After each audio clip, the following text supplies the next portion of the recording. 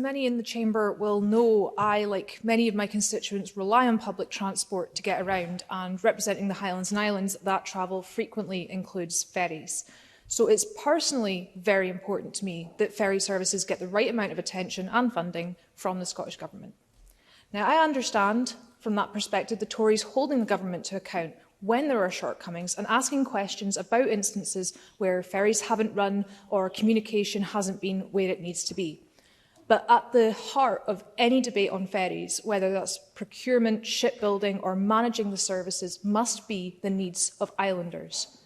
And exaggerations, and in the case of recent claims about freight not being moved, outright lies in the national news, do not help islanders. It does not help anyone. If my constituents, I will take one intervention, so it better be a good one. Jamie Halker-Johnson. Well, I can't promise that, but as an islander, I probably have a little bit of perspective.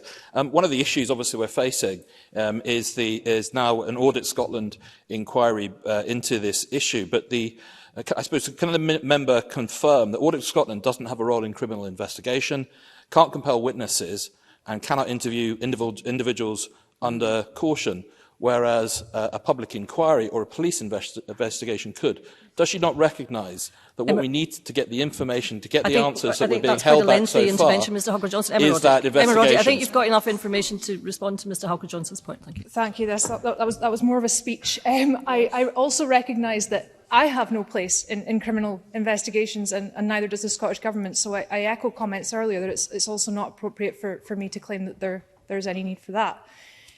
Going back to the point I was making about exaggerations, it does not help anyone if my constituents read these things in the news and think that there's no point going to the shop because there won't be food when there is, or that they have to cancel an appointment when they do not. It's unacceptable that, thanks to Conservative MSPs, that is exactly what's happening. My advice to them is to approach this genuinely. There are genuine points to be made, on behalf of the islanders that they claim to speak for, rather than focusing on whose head rolls and which synonym is being used to describe the situation today. Now, I, like any Highlands and Islands representative, deal regularly with casework on ferries. But in the last 3 months, more people have complained to me about misinformation, most coming from those benches, than have complained about last-minute changes to services.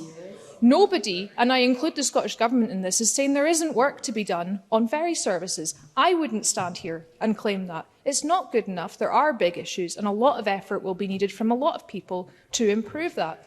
But I'm reassured by the tone of the Minister's contribution this afternoon. And the quotes from the First Minister read out earlier, to me, aren't the quotes of a person pretending that nothing has gone wrong either. On the topic of scrutiny, this is far from the first debate that we have had in this place since I was elected last year on ferries, and there is great committee interest in what happens next too. The documentary, which many have mentioned today, included focus on an inquiry held by Transport Committee last time. It is insincere to claim that scrutiny is being avoided or not occurring. The aims of Project Neptune, improving services and supporting island economies, are bang on. The involvement of local communities, whose voices are the most important here, is the right way to go about it. I think my colleague Jenny Minto made some very good points on this, and I, like her, will be watching carefully as more detail emerges. The vast majority of ferries do run on time, and listening to the Tories will not give an accurate picture of what the, again, real issues are, or allow us to move forward in the right way. The only way to do this is to scrutinise the report and the actions the Scottish Government is taking on their own merit. Thank you. Well done.